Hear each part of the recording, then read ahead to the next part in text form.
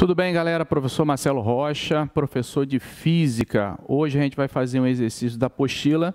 À frente é a nossa Física B, página 400, seção Praticando, questão de número 3, onde a gente vai explorar as equações de Gauss, tá?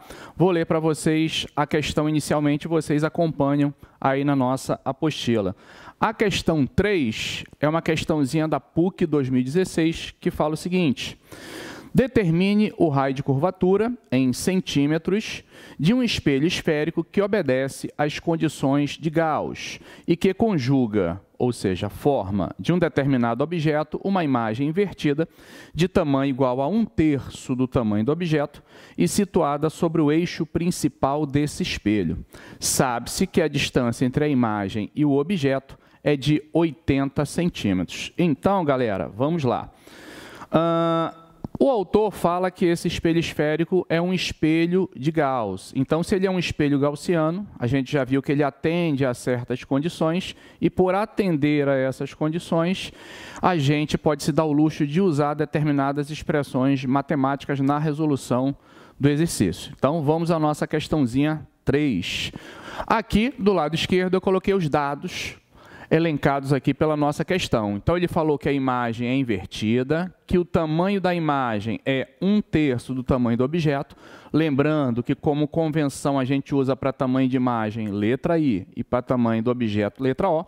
Ele fala que a distância entre o objeto e a imagem formada por esse espelho é de 80 centímetros e pede qual é o raio de curvatura desse espelho. Lembrando que, para a gente calcular o raio de curvatura do espelho, é preciso que a gente descubra qual é a distância focal, já que o raio de curvatura é o dobro da distância focal. E outro detalhe que a gente tem que lembrar também do que a gente já viu em sala de aula. Como ele está falando que a imagem é invertida, significa que o objeto e imagem têm orientações espaciais diferentes. Por exemplo, se o objeto estiver para cima, como no meu esboço, a imagem estará obrigatoriamente para baixo. E vice-versa, a gente poderia também inverter o desenho. Poderíamos ter um objeto para baixo e uma imagem para cima. Isso não tem problema nenhum para a resolução do exercício, já que o conceito de imagem invertida implica em que eles tenham obrigatoriamente orientações diferentes, mas isso traz um impacto na nossa convenção de Gauss. Então, quando ele fala que o tamanho da imagem é 1/3 do tamanho do objeto, beleza, estamos falando em módulo, mas quando a gente for usar na equação de Gauss, temos que lembrar de colocar esse sinal de menos na frente que eu reproduzi aqui na frente. Então, esse sinal de menos surge justamente para atender a condição de Gauss. Então, quando a imagem é invertida, tem que ter uma orientação diferente. Se o objeto está para cima, supondo positivo para cima, imagem estará para baixo, então, obrigatoriamente será negativa. Então, o tamanho da imagem é menos 1/3 do tamanho do objeto. Óbvio que em módulo esse menos não significa nada. Na prática, a gente só quer que você entenda que o tamanho da imagem é 1/3 do tamanho do objeto. Ou, em outras palavras, que o tamanho do objeto é 3 vezes o tamanho da imagem. Isso quer dizer que o objeto é 3 vezes maior que a imagem. Esse sinal negativo é só para indicar que eles têm orientações diferentes. Tranquilo até aí, galera? Bom, mais importante que saber isso é a consequência que a gente já falou em sala de aula, que é a proporção entre tamanhos e distâncias. Então, se eu sei que o tamanho do objeto é 3 vezes o tamanho da imagem, obrigatoriamente o objeto estará 3 vezes mais distante do espelho que a própria imagem. Daí eu ter feito esse esboço aqui, com o objeto a uma distância 3 vezes maior que a imagem. Não é? Foi a consequência que eu coloquei aqui, ó, da equação 1 que eu obtive, relacionando o tamanho do objeto e tamanho da imagem.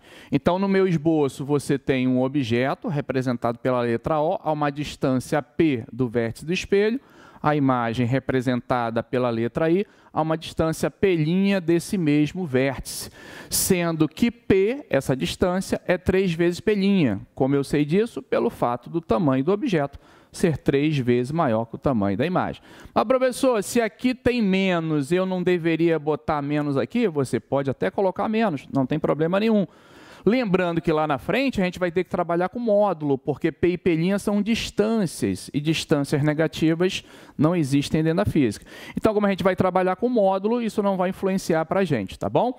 Bom, essa é a primeira equação de um futuro sistema que a gente vai formar. Então, precisamos de uma segunda equação. Essa segunda equação vem da figura. Observe que ele fala aqui no enunciado que a distância entre o objeto e a imagem é de 80 centímetros. Ora, a distância entre o objeto e a imagem é justamente essa distância em laranja que você está vendo na nossa figurinha. Em outras palavras, se isso aqui é P, se isso aqui é P', essa distância é P menos P'. Por isso que a nossa segunda equação é P menos P' igual a 80 centímetros. Lembrando que esse P eu posso substituir de acordo com a equação 1 por 3P', você fica 3P' menos P' igual a 80, 2P' igual a 80, P' igual a 40. Então, já descobri o nosso valor de P', ou seja, a distância da imagem até o espelho. Para descobrir P, é bem fácil. P é o triplo de P'. Então, se P' é 40 centímetros, obviamente P, que é o triplo, 120 centímetros. Estamos quase no final. Ele quer que nós descobramos o raio de curvatura. Precisamos da distância focal, e a distância focal a gente obtém pela nossa equação de Gauss, 1 sobre F igual a 1 sobre P, mais 1 sobre P'. Substituímos P como 120, P' como 40, lembrando que a gente está trabalhando em centímetros, então a gente vai descobrir a distância focal em centímetros. MM100 é 120 e 40 é 120, invertemos ambas, descobrimos que a distância focal vale 30 centímetros. Como o raio de curvatura é o dobro da distância focal, o dobro de 30 vale 60 centímetros. Tranquilo até aí, galera? Então, fiquem com Deus, um beijo no coração e até a próxima questão.